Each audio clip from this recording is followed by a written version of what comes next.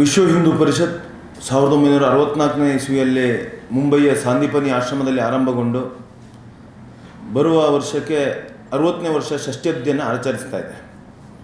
ಇಡೀ ದೇಶದ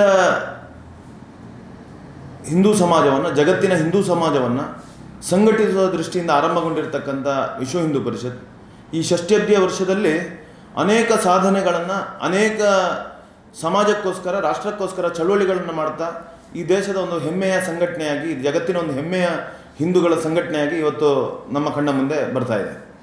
ಈ ಸಂದರ್ಭ ನಾವು ನೆನಪಿಸುವಂಥ ಸುಮಾರು 400 ವರ್ಷಗಳ ಇತಿಹಾಸದ ಚಳುವಳಿಯಾಗಿರ್ತಕ್ಕಂಥ ರಾಮ ಮಂದಿರದ ಚಳುವಳಿಯನ್ನು ಕೈಗೆತ್ತಿಕೊಂಡಿರ್ತಕ್ಕಂಥ ವಿಶ್ವ ಹಿಂದೂ ಪರಿಷತ್ ಮುಂದಿನ ವರ್ಷ ಜನವರಿಯ ಸಂದರ್ಭ ಅಲ್ಲಿ ರಾಮನ ಪ್ರಾಣ ಪ್ರತಿಷ್ಠೆ ಮಾಡುವಂಥ ಹಂತದಲ್ಲಿ ಯಶಸ್ವಿಯನ್ನು ಕಾಣ್ತಾ ನಮ್ಮೆಲ್ಲರ ಪಾಲಿಗೆ ಇವತ್ತೊಂದು ಅವಿಸ್ಮರಣೀಯವಾಗಿರ್ತಕ್ಕಂಥ ದಿನವನ್ನು ಮಾಡುವಂಥ ಹಂತದಲ್ಲಿ ವಿಶ್ವ ಹಿಂದೂ ಪರಿಷತ್ನ ಸಾಧನೆ ಅನನ್ಯ.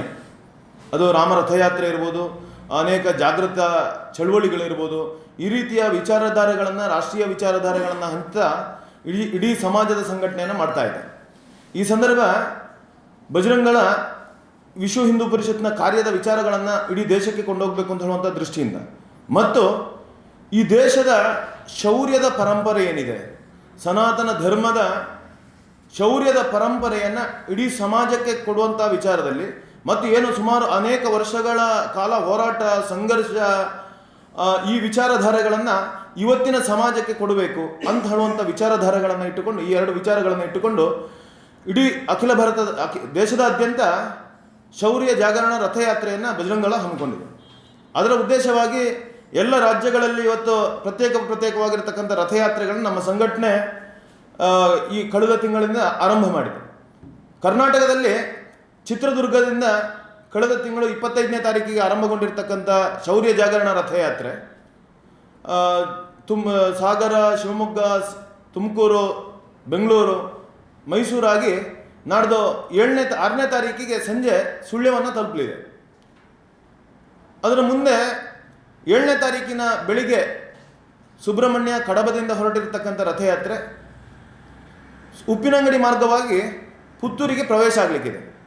ಆ ಪ್ರಯುಕ್ತ ಪುತ್ತೂರು, ಉಪ್ಪಿನಂಗಡಿ, ಬೆಳ್ತಂಗಡಿ ಭಾಗವನ್ನು ಪ್ರಮುಖ ಸಂಪರ್ಕ ಮಾಡಿ ಪುತ್ತೂರಿನಲ್ಲಿ ಹಿಂದೂ ಶೌರ್ಯ ಜಾಗರಣ, ಬೃಹತ್ ಹಿಂದೂ ಶೌರ್ಯ ಸಂಗಮದ ಹೆಸರಿನಲ್ಲಿ ಒಂದು ದೊಡ್ಡದಾಗಿರ್ತಕ್ಕಂಥ ಜಾಗೃತ ಸಮಾವೇಶವನ್ನು ಮಾಡಬೇಕು ಅಂತ ಹೇಳುವಂಥ ಯೋಜನೆಗಳನ್ನು ಇಟ್ಟುಕೊಂಡು ಇವತ್ತಿನ ಪತ್ರಿಕಾಗೋಷ್ಠಿಯನ್ನು ಮಾಡ್ತಾ ಇದ್ದೀವಿ. ನಾಡಿನ ಕಾರ್ಯಕ್ರಮದಲ್ಲಿ ರಾಷ್ಟ್ರೀಯ ಸ್ವಯಂ ಸೇವಕ ಸಂಘದ ಜ್ಯೇಷ್ಠ ಪ್ರಚಾರಕರು, ಅತ್ಯಂತ ಅನುಭವಿಗಳಾಗಿರ್ತಕ್ಕಂಥ ರಾಮಣ್ಣ ಅವರು ನಮಗೆಲ್ಲರಿಗೂ ಸಹ ಮಾರ್ಗದರ್ಶನವನ್ನು ನೀಡಿ ದಿಕ್ಸೂಚಿ ಭಾಷಣವನ್ನು ಮಾಡಲಿಕ್ಕಿದ್ದಾರೆ.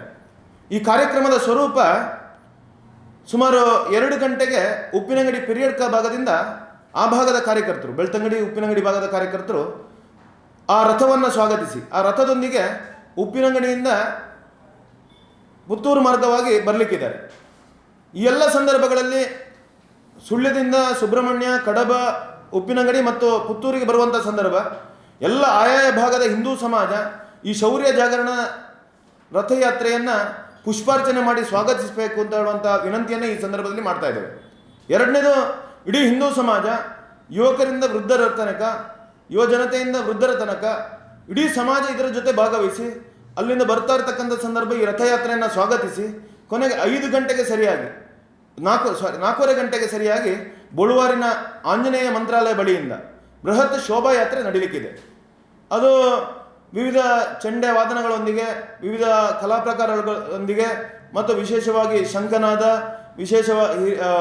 ಅನೇಕ ಶೌರ್ಯವನ್ನು ಮೆರೆದಿರ್ತಕ್ಕಂಥ ವ್ಯಕ್ತಿಗಳ ವೇಷಗಳನ್ನು ಯುವಕರು, ಮಕ್ಕಳು ಧರಿಸುವುದರ ಮುಖಾಂತರ ಈ ಶೋಭಾಯಾತ್ರೆಗೆ ಮೆರುಗನ್ನು ಕೊಡಲಿಕ್ಕಿದ್ದಾರೆ. ವಿಶೇಷವಾಗಿರ್ತಕ್ಕಂಥ ರಥ ಇವತ್ತು ಅದ್ಭುತ ರೀತಿಯಲ್ಲಿ ಇವತ್ತು ತಯಾರಾಗಿದೆ.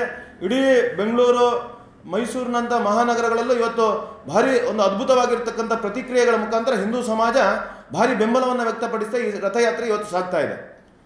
ಪುತ್ತೂರಿನಲ್ಲಿ ಬರುವಂಥ ಸಂದರ್ಭ ಇಡೀ ಹಿಂದೂ ಸಮಾಜ ಎಲ್ಲ ಜಾತಿ, ಮತ, ಪಕ್ಷಗಳನ್ನು ಮರೆತು ಇಡೀ ಹಿಂದೂ ಸಮಾಜ ಒಟ್ಟು ಸೇರಬೇಕು ಮತ್ತು ಏನು ಶೌರ್ಯದ ಪರಂಪರೆಯ ಇತಿಹಾಸವನ್ನು ಹೊಂದಿರತಕ್ಕಂಥ ಈ ಮಣ್ಣಿನ ವಿಚಾರಧಾರೆಗಳನ್ನು ಮತ್ತೆ ನೆನಪಿಸುವಂಥ ಸಂದರ್ಭ ನಾವೆಲ್ಲ ಒಟ್ಟಾಗಿ ಈ ಕಾರ್ಯಕ್ರಮದಲ್ಲಿ ಭಾಗವಹಿಸಬೇಕು ಅಂತ ಹೇಳುವಂಥ ವಿನಂತಿಯನ್ನು ಈ ಸಂದರ್ಭದಲ್ಲಿ ಮಾಡ್ತಾ ಇದ್ದೇವೆ. ಈ ದೇಶದ ಶೌರ್ಯದ ಕಾರ್ಯವನ್ನು ಮಾಡಿರ್ತಕ್ಕಂಥ, ಸಂಘರ್ಷದಿಂದಲೇ ದಾಸ್ಯ ಆಕ್ರಮಣಗಳನ್ನು ಎದುರಿಸಿರ್ತಕ್ಕಂಥ ವೀರ ಸಾವರ್ಕರ್ ಇರ್ಬೋದು, ಶಿವಾಜಿ ಮಹಾರಾಜ್ ಇರ್ಬೋದು, ರಾಣಾ ಪ್ರತಾಪ್ ಇರ್ಬೋದು, ಕೆಂಪೇಗೌಡ ಇರ್ಬೋದು, ಈ ರೀತಿ ಅನೇಕ ಮಹಾತ್ಮರ ಭಾವಚಿತ್ರಗಳಿರ್ತಕ್ಕಂಥ ರಥ ಇಡೀ ನಾಡಿನಲ್ಲಿ ಒಂದು ಸಂಚಲನವನ್ನು ಸೃಷ್ಟಿಸತಕ್ಕಂಥ ಸಂದರ್ಭ. ಪುತ್ತೂರಿನಲ್ಲೂ ಆ ವಿಚಾರಧಾರೆಗಳನ್ನು ಮತ್ತೆ ಸಮಾಜಕ್ಕೆ ಕೊಡುವುದರ ಮುಖಾಂತರ ಹಿಂದೂ ಸಮಾಜ ಅಂತ ಹೇಳಿದರೆ ಅದು ಶೂರತ್ವದ ಸಮಾಜವೂ ಹೌದು, ಕ್ಷಾತ್ರ ತೇಜಸ್ಸಿನ ಸಮಾಜವೂ ಹೌದು ಅಂತ ಹೇಳುವಂಥದ್ದನ್ನು ನೆನಪು ಮಾಡಿ ಆ ಜಾಗೃತಿಯನ್ನು ಹಿಂದೂ ಸಮಾಜದಲ್ಲಿ ಮಾಡುವಂಥ ಕೆಲಸವನ್ನು ಈ ರಥಯಾತ್ರೆ ಮಾಡಲಿಕ್ಕಿದೆ. ಅದಕ್ಕೋಸ್ಕರ ಎಲ್ಲ ಈ ಕಾರ್ಯಕ್ರಮ ಸಹಸ್ರಾರು ಸಂಖ್ಯೆಯಲ್ಲಿ ಜನ ಸೇರಿ ಈ ಕಾರ್ಯಕ್ರಮವನ್ನು ಪೂರ್ತಿಯಾಗಿ ಶೋಭಾಯಾತ್ರೆ, ಸ್ವಾಗತ ಮತ್ತು ಸಭಾ ಕಾರ್ಯಕ್ರಮವನ್ನು ಯಶಸ್ವಿಗೊಳಿಸಬೇಕು ಅಂತ ಇಡೀ ಪುತ್ತೂರಿನ ಮಹಾಜನರಲ್ಲಿ ವಿನಂತಿಯನ್ನು ಮಾಡ್ತಾ ಇದ್ದಾರೆ.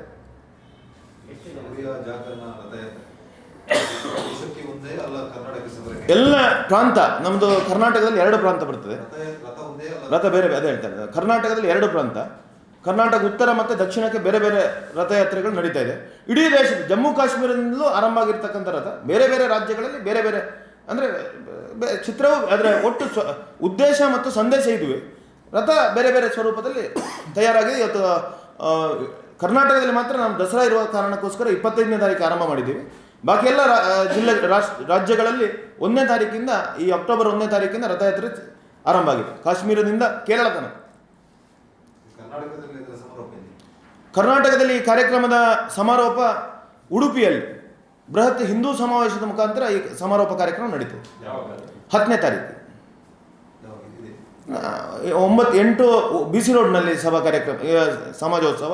9 ಮಂಗಳೂರಿನ ಕದ್ರಿ ಮೈದಾನದಲ್ಲಿ ಸಮಾಜ ಕಾರ್ಯಕ್ರಮ, ಸೂಲಿಬೆಲೆಯವರು ಇರ್ತಾರೆ. 8ನೇ ತಾರೀಕು ಸಾಧ್ವಿ ಸರಸ್ವತಿಯವರು ಇರ್ತಾರೆ. 10ನೇ ತಾರೀಕಿಗೆ ದೆಹಲಿಯಿಂದ ಒಬ್ಬರು ಪ್ರಮುಖರು ಈ ಕಾರ್ಯಕ್ರಮದಲ್ಲಿ ಭಾಗವಹಿಸಿ ಇದರ ಸಮಾರೋಪ ಇರ್ತದೆ. 10,000 ಜನ ಈ ಕಾರ್ಯಕ್ರಮದಲ್ಲಿ ಸೇರ್ತಾರೆ ಅಂತ ಹೇಳುವಂಥ ನಿರೀಕ್ಷೆ ಇದೆ.